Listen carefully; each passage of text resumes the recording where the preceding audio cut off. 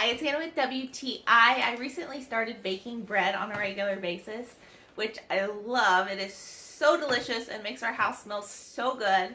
However, I had a problem because if I had any left over at the end of the day, I didn't know what to do with this. So these bags by GRIN are super.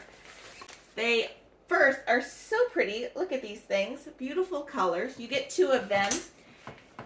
And you can store your bread in here. So the inside is like a waterproof plastic liner, and it has a zipper, and then it has a buckle that you can roll and then clip it. So it's double sealed, which is really nice because then when I have that extra loaf, I can put it in the freezer and store it for up to 3 months in this bag. So that's super awesome.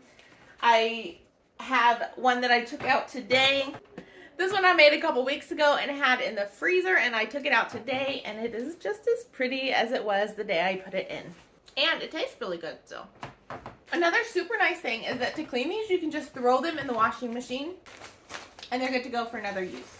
So if you are a bread baker, you will need these bags. It's nice to have a place to store your bread after you've baked it, and it's nice to have one as a backup in the freezer, so whenever you get the desire for some yummy homemade bread, it's just a door away. And that is my point of view.